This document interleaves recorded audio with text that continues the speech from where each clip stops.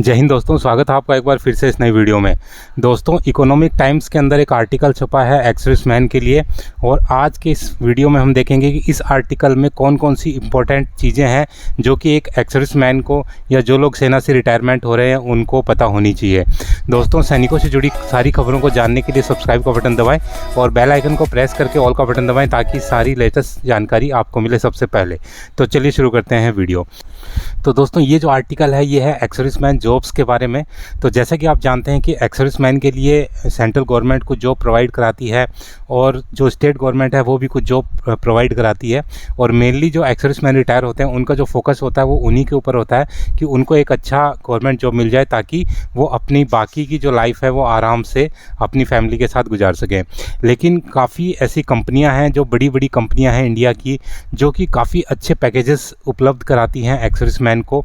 और ये जो आर्टिकल छपा है ये उन्हीं बड़ी बड़ी कंपनियों के बारे में है जो इंडिया की टॉप मोस्ट कंपनियां हैं और जो कि एक नया ट्रेंड शुरू कर रही हैं एक्स सर्विसमैन को जॉब देने के लिए। तो चलिए दोस्तों, देखते हैं कि आर्टिकल में क्या क्या लिखा है। तो सबसे पहले जो आर्टिकल की शुरुआत होती है वो एक टैगलाइन से होती है, और ये है high level of discipline quick decision making. यानी कि जो एक्स सर्विसमैन होते हैं या सेना के जवान होते हैं उनमें जो डिसिप्लिन होता है काफ़ी हाई लेवल का होता है, और उनकी जो निर्णय करने की क्षमता होती है वो भी काफ़ी फास्ट होती है। तो इसी कारण से ये जो कंपनियां हैं ये आकर्षित हैं एक्स सर्विसमैन को जॉब देने के लिए और एक्स सर्विसमैन को अपनी कंपनी का पार्ट बनाने के लिए।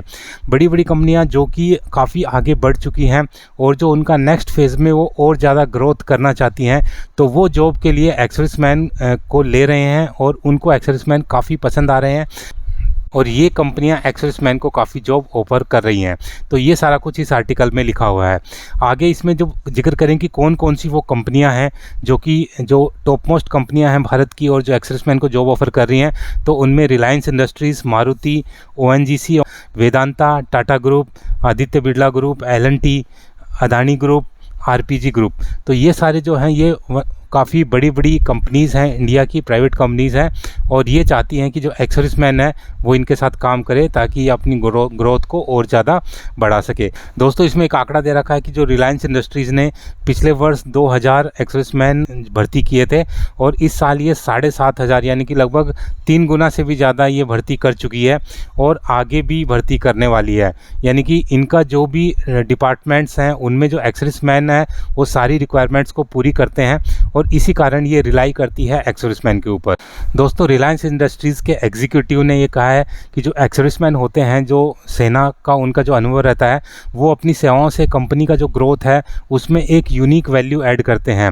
वे ना सिर्फ उनकी फिटनेस और डिसिप्लिन काफ़ी अच्छा होता है, बल्कि उनके अंदर समस्याओं को समझने और उन्हें दूर करने की जो काबिलियत होती है वो सिविल लोगों से अधिक होती है। या बात करें कि जो सिविल सेक्टर के जो काम करने वाले लोग होते हैं उनसे उनकी जो काबिलियत होती है वो ज़्यादा रहती है, और उन्हें मुश्किल व विपरीत परिस्थितियों में भी काम करने का अच्छा खासा अनुभव होता है। जैसे कि हम सेना में देखते हैं कि सेना में जो सैनिक होते हैं उनके जो सेना की नौकरी के दौरान वो काफ़ी ऐसी चीज़ें फेस करते हैं जहाँ पर कि जो रिसोर्सेज हैं काफ़ी लिमिटेड होते हैं और उन कंडीशन में उनको काम करना पड़ता है। तो जब वही लोग जब सिविल में आते हैं जहाँ पर कि सारे रिसोर्सेज अवेलेबल हैं, तो वहाँ उनका जो काम है वो अलग तरीके से दिखता है, और यही उन कंपनीज़ को पसंद आया है। दोस्तों, वेदांता भी काफ़ी बड़ा ग्रुप है। तो वेदांता ग्रुप 2024 के अंदर उसने भी ये फैसला किया है कि जो एक्स सर्विसमैन है उनको विभिन्न रोल्स के अंतर्गत कंपनी में शामिल किया जाएगा। और जो वेदांता के चीफ HR ऑफिसर हैं मधु श्रीवास्तव, वो कहते हैं कि हर साल 55 से लेकर के 60,000 सैनिक रिटायर होते हैं आर्मी, नेवी और एयरफोर्स से, और कुछ समय पहले उनको सिर्फ एज ए नीड बेसिस पे रखा जाता है, यानी कि जिस चीज़ की ज़रूरत होती है उनको कॉन्ट्रैक्ट बेसिस पे रखा जाता था या एडॉक बेसिस के ऊपर रखा जाता है। लेकिन अभी उनकी दक्षता को देखते हुए जो कंपनियां हैं वो उनको अपना परमानेंट एम्प्लॉई बना रही हैं और उनको एक अच्छा खासा पैकेज भी ऑफ़र कर रही हैं, जिससे कि कंपनी की भी ग्रोथ हो रही है और जो स्किल्ड वर्कर हैं उनको भी अपना काम मिल रहा है। दोस्तों, इस आर्टिकल में आगे लिखा है कि जो कमोडोर सुधीर जो कि हैं चीफ मेंटर और पूर्व प्रेसिडेंट हैं tri service ex serviceman welfare association के, तो वो कहते हैं कि जितने लोग हर साल सेना से रिटायर होते हैं उनमें लगभग 2% ही अधिकारी होते हैं। यानी कि लगभग 1000-1100 अधिकारी रहते हैं। बाकी जो 98% होते हैं वो जूनियर कमीशन ऑफिसर यानी कि जेसीओ और अदर रैंक्स होते हैं। और एक्स सर्विसमैन का कोई भी ऑर्गेनाइजेशन ज्वाइन करना या कोई भी जो कंपनी है ज्वाइन करना, वह उस कंपनी की जो डाइवर्सिटी है उसको बढ़ाता है, साथ में स्किल शॉर्टेज की जो समस्या होती है उसको भी वो दूर करता है। दोस्तों, इस आर्टिकल में आगे लिखा है कि जो भी सैनिक होता है वो अपनी सर्विस के दौरान यूनिक स्किल्स को कैरी करता है और उसको समस्या को अप्रोच करने और समस्या को सोल्व करने की जो उसकी क्षमता होती है वो काफ़ी विशेष होती है। और यही कारण है कि भारत की जो बड़ी बड़ी कंपनियां हैं वो उनको हायर करने में इंटरेस्ट दिखा रही हैं। दोस्तों, बात करें फील्ड की, तो कौन कौन सी फील्ड में अभी ये कंपनियां एक्स सर्विसमैन को इनरोल कर रही हैं, तो ये फील्ड हैं लॉजिस्टिक है, ई कॉमर्स है, वेयर हाउस इंडस्ट्रीज़ हैं, ऑटोमोबाइल्स है, मैन्युफैक्चरिंग है, पावर है, टेलीकॉम है, मशीनिंग है और एडमिनिस्ट्रेशन है। इसके अलावा भी काफ़ी ऐसे डिपार्टमेंट है जिनमें कि एक्स सर्विसमैन को पसंद किया जा रहा है। दोस्तों, सोडेक्सो एक वर्ल्ड की largest food and facility management company है और इस कंपनी ने काफ़ी बड़ी मात्रा में आर्मड फोर्सेस के पर्सन को हायर किया है और जिसमें कि काफ़ी लोग लीडरशिप के रोल में हैं और काफ़ी लोग सुपरवाइजरी लेवल के ऊपर काम कर रहे हैं। तो दोस्तों, एक्स सर्विसमैन के पॉइंट ऑफ व्यू से देखा जाए तो काफ़ी बढ़िया ये मैसेज है। अभी सवाल ये उठता है कि जो लोग सेना से रिटायर हो रहे हैं या ऐसी किसी कंपनी में ट्राई करना चाहते हैं तो उनको क्या करना होगा। तो दोस्तों, सीधी सी बात है कि अगर आपको ऐसी बड़ी बड़ी कंपनियों के अंदर ट्राई करना है और ज्वाइन करना है तो कुछ एक चीज़ें जो आपके अंदर होनी चाहिए। पहला कि आपको कंप्यूटर की नॉलेज होनी चाहिए, क्योंकि जिस भी फील्ड में जाएंगे आपको कंप्यूटर पे काम करने होंगे। एडमिनिस्ट्रेशन जॉब या एचआर के जॉब हैं या सुपरवाइजरी लेवल पे जितने जॉब हैं वहाँ पर आपकी कंप्यूटर हैंडलिंग अच्छी होनी चाहिए। दूसरा कि आपकी जो इंग्लिश की स्पीकिंग है और कम्युनिकेशन स्किल्स हैं वो आपके अच्छे होनी चाहिए, क्योंकि ऐसी जॉब्स के अंदर आपके जो इंटरव्यूज़ होते हैं उनमें आपकी कम्युनिकेशन स्किल्स ही देखी जाती है। अगर आप एक अच्छी कम्युनिकेशन स्किल्स को कैरी करते हैं तो डेफिनेटली इन कंपनियों के इंटरव्यू के दौरान एक अच्छा इंप्रेशन पड़ेगा और चांसेस रहेंगे कि इनमें आपको जॉब मिल जाए। तीसरा, इसमें कोई अलग से एग्ज़ाम्स नहीं होते हैं जैसे कि बाकी जगह आप देखते हैं pre exam, mains exam, tier 1, tier 2, तो इस टाइप के कोई चक्कर नहीं रहते हैं।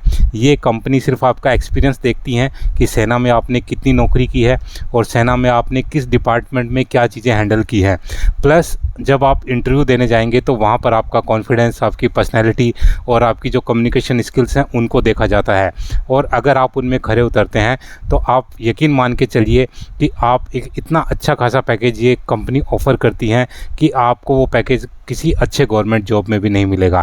क्योंकि मेरे साथ के जो काफ़ी लोग हैं जो सेना से रिटायर हुए हैं और जो प्राइवेट जॉब में है, गवर्नमेंट जॉब में जिनका सिलेक्शन नहीं हुआ लेकिन अभी वो गवर्नमेंट जॉब से भी अच्छी सैलरी वो ले रहे हैं। तो प्राइवेट जो बड़ी कंपनियां उनमें जो फ्यूचर के स्कोप हैं, काफ़ी बढ़िया स्कोप हैं एक्स सर्विसमैन के लिए। और जैसा कि आपने आर्टिकल में देखा, काफ़ी पॉजिटिव न्यूज़ है।